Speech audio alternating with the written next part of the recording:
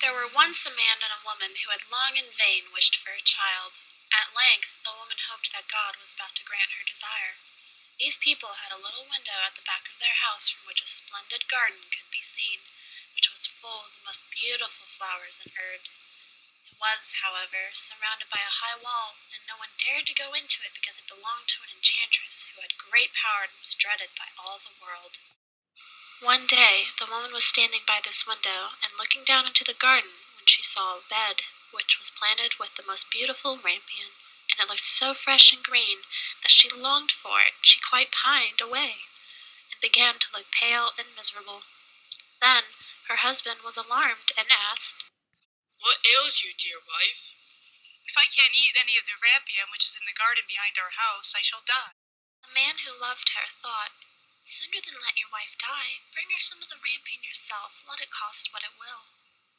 At twilight he clambered down over the wall into the garden of the enchantress, hastily clutched a handful of rampion, and took it to his wife.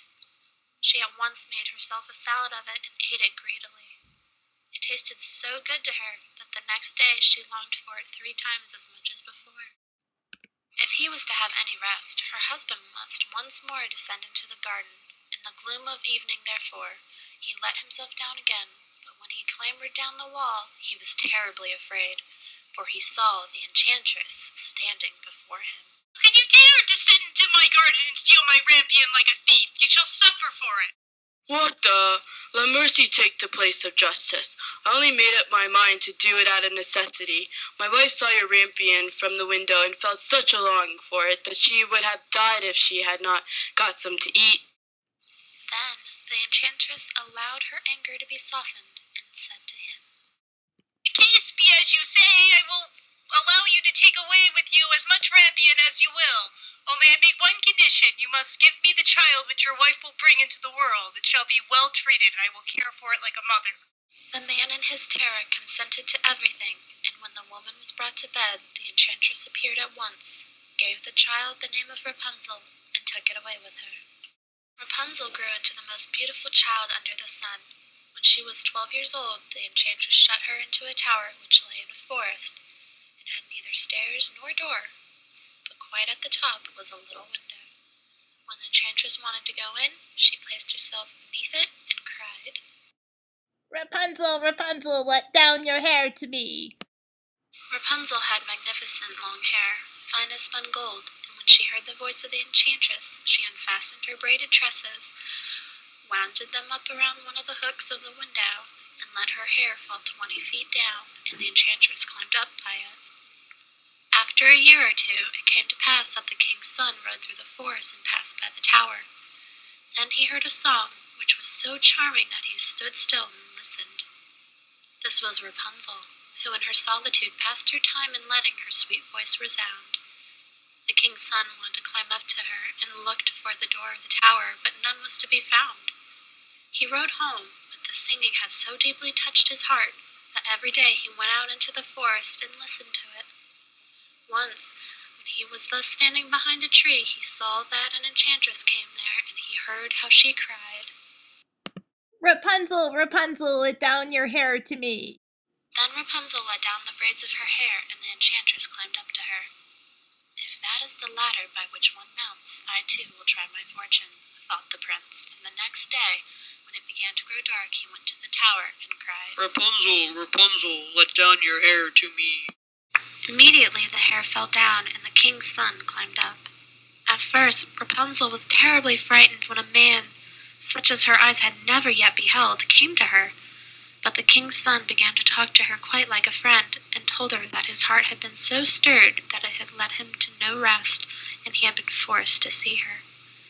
Then Rapunzel lost her fear, and when he asked her if she would take him for her husband, and she saw that he was young and handsome, she thought, "He will love me more than an old Dame Gothel does."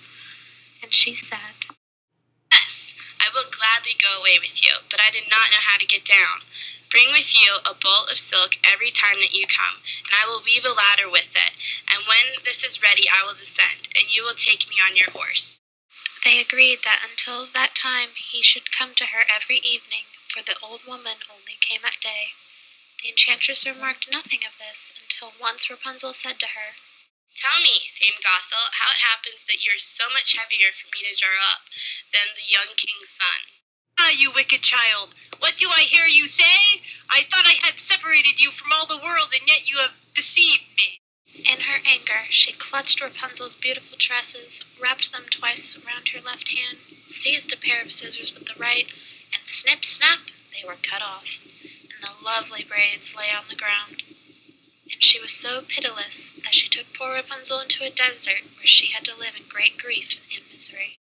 On the same day that she cast out Rapunzel, the enchantress fastened the braids of hair to the hook on the window, and when the king's son came and cried, "Rapunzel, Rapunzel, let down your hair to me," she let the hair down. The king's son ascended, but instead of finding his dearest Rapunzel, he found the enchantress, who gazed at him with wicked and venomous looks. Ha! You would fetch your dearest, but the beautiful bird sits no longer singing in the nest. The cat has got it and will scratch out your eyes as well. Rapunzel is lost to you. You will never see her again.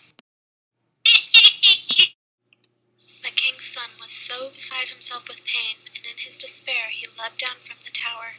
He escaped with his life, but the thorns into which he fell pierced his eyes. Then he wandered quite blind about the forest, ate nothing but roots and berries, and did naught but lament and weep over the loss of his dearest wife. Thus he roamed about in misery for some years, and at length came to the desert where Rapunzel, with the twins to which she had given birth, a boy and a girl, lived in wretchedness. He heard a voice, and it seemed so familiar to him that he went towards it, and when he approached, Rapunzel knew him and fell on his neck and wept. 2 of her tears wetted his eyes, and they grew clear again, and he could see with them as before.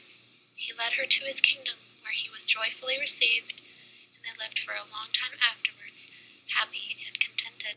The